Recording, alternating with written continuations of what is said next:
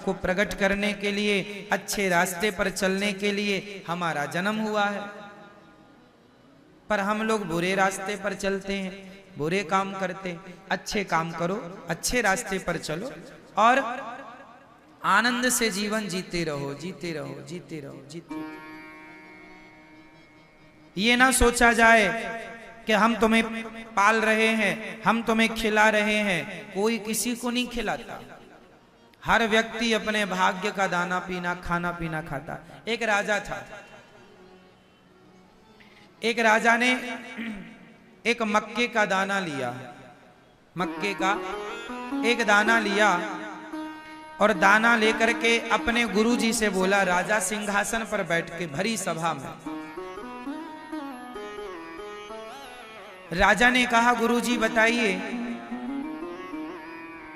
ये जो मक्के का दाना है, यह दाना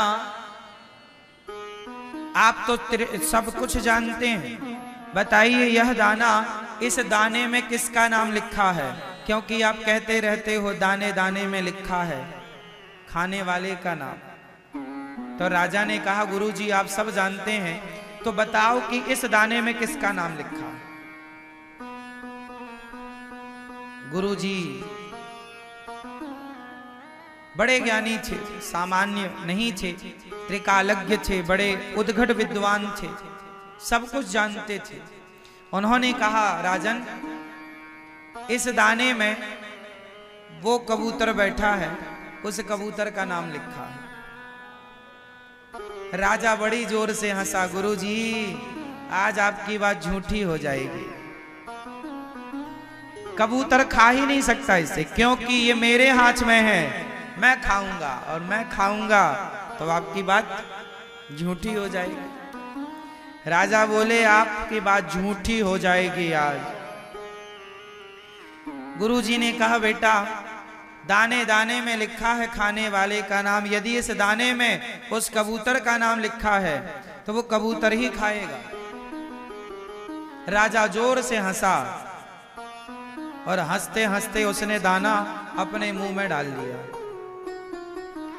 जब मुंह में डाला तो वो हंसने के कारण वो दाना जाकर के उसके यहां गले में फंस गया। फंस जाता ना कई बार भोजन हम लोगों के यहां, फिर कई बार फिर जल्दी से पानी पीना पड़ता है खाने के तुरंत बाद, तब को लगता है कि हाँ अंदर गया नहीं, गले में रह जाता। तो राजा हंसने के कारण वो दाना खा लिया और गले में फंस गया। अब फंस गया, वो चिल्लाने लगा, ये वो चिल्लाने लगा। तब क्या हुआ, अचानक उसे छींक आई और जब छींक आई तो दाना नाक से बाहर आया और बाहर आया तो छींक के कारण प्रेशर से दूर गिरा। दूर गिरा तो पक्षी तुरंत उड़ करके आया, दाना मुंह में दबा के भाग गया। गुरुजी ने कहा, दूसरे के भाग्य का खा भी लोगे तो वो तुम्हें पचेगा ही नहीं, इसलिए दूसरे के हिस्से का नहीं खाना चाहिए। जो थाली दूसरे के लिए परोस दी गई है वो थाली आपको नहीं, अर्थात वो भोजन आपको नहीं करना चाहिए। जो अन्न किसी के लिए निकाल दिया है वो उस तक पहुंचाओ, वो ना मिले तो गाय को खिला दो, कुत्ते को खिला दो, उसके हक का ना खाओ। जैसे आपके दरवाजे में कोई भिखारी आया, आपने कहा रुको हम आपके लिए कुछ लाते हैं, आप अंदर लेने गए मुट्ठी भर चावल, कटोरी भर चावल, तब तक वो भिखारी चला गया। अब वो कटोरी भर चावल आपने उसके लिए निकाला है और वो चला गया। अब उस चावल का क्या करेंगे? उस चावल को अब घर में अंदर ले जाके वहां मत डाल दो जहां से लाए हो। अब वो किसी के हक का निकल गया, वो किसी के नाम से निकल गया। अब क्या करना चाहिए? अब उस चावल को वो चला गया जिसको देना था, तो या फिर किसी दूसरे को दो, कोई दूसरा भिखारी आ जाए तो उसे दे दो, या गाय को दे दो, या कुत्ते को दे दो, या पक्षियों को दे दो, पर उसे आप ना ग्रहण करो।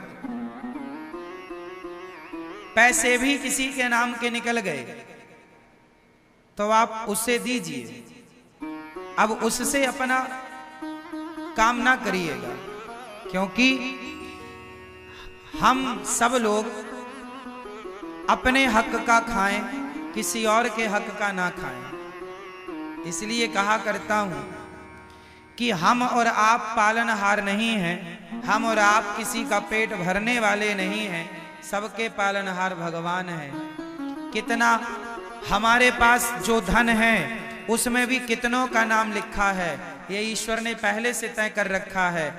इसलिए ये दास अनिरुद्ध, ये गौरी गोपाल जी की रसोई में उतने ही लोग आकर प्रसाद पाते हैं जिन जिन के नाम का यहाँ दाना पानी है। तो ये आपके भाग्य का ही आप लोग खा रहे हैं, ये आप ही खा रहे हैं आपके भाग्य का।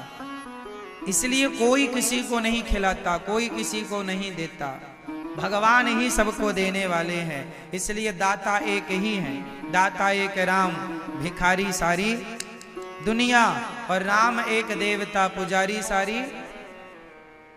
तो मैया पालनहार कौन है, करने कराने वाला कौन है, हम कौन हैं, हम कौन हैं, कुछ भी